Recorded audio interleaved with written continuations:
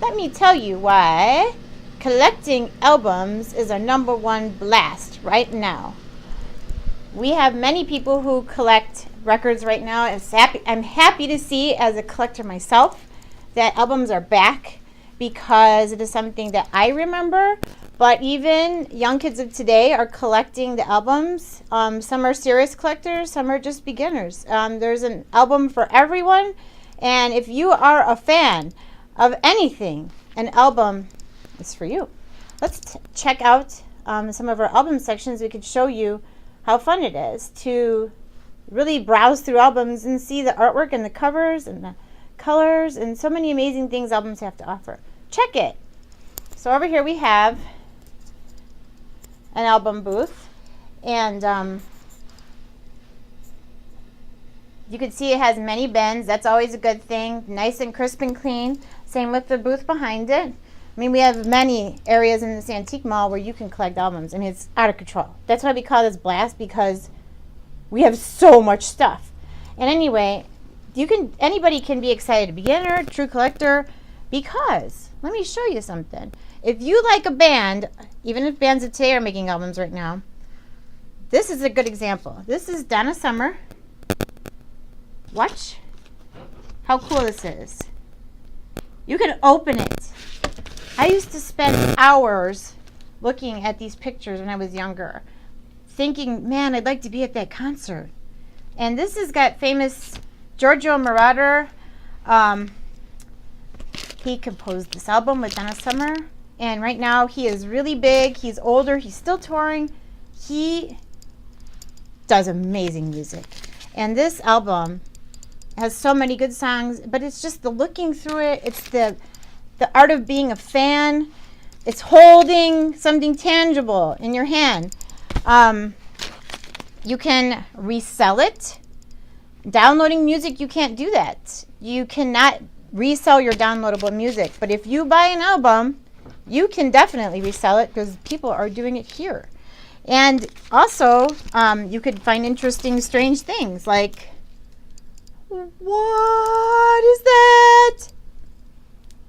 I don't know. Maybe some of you viewers might know or remember this album. Interesting. So sometimes even a cover will make you be like, what's on that UFO album with strange people? So you could find so many new music that's not even around to be downloaded, because it's just not possible that it's out there. It's so obscure. But then you can find regular things as well. Soundtracks to movies offer so much more if you are a fan. Look at this Star Wars. What? I mean, is R2-D2 beeping on this thing? What could be on this album? So many people would like to know. I mean, I would like to know. For me, I like a lot of 80s things. Here we have all-time favorite, for real, Xanadu. And in the albums itself, lyrics, pictures of the band. I mean, the dance scenes, the roller skating, the costumes. Find that in a download. I dare you. And besides that, downloading is boring. I mean, you can't make mixed tapes from downloading to give your friends and listen to it. And there's so much with vintage music and buying it through vintage means that a true fan can go absolutely berserk over their favorite bands. And many bands of today, like Tool, are actually only making their new music on album form. So something to think about if you're interested in collecting.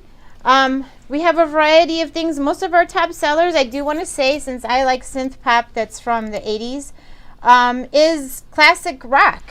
AC/DC, Pink Floyd. Some of the albums of Pink Floyd go for astronomical amounts because they are very rare.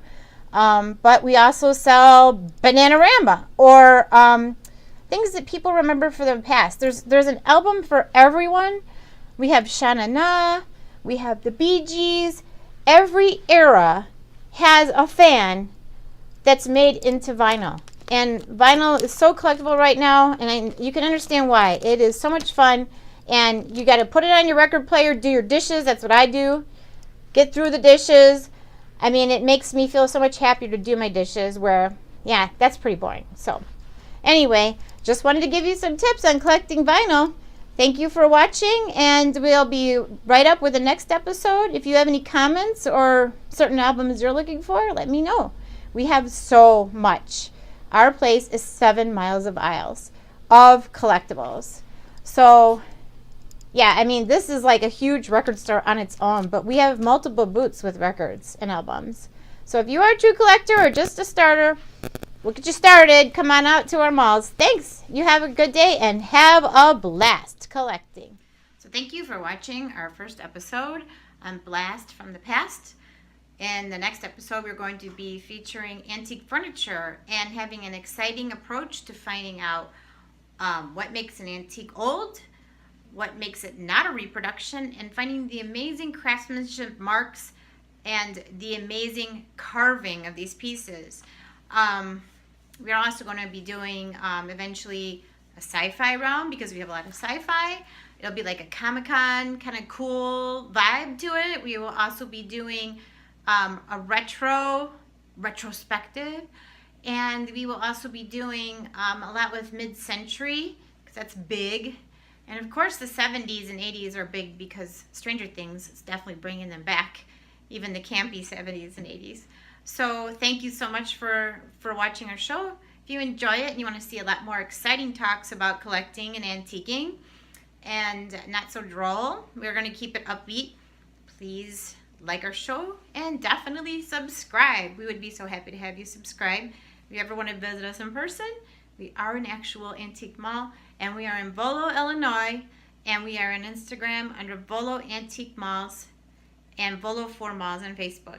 Thank you, and I'm blasting off. Thank you.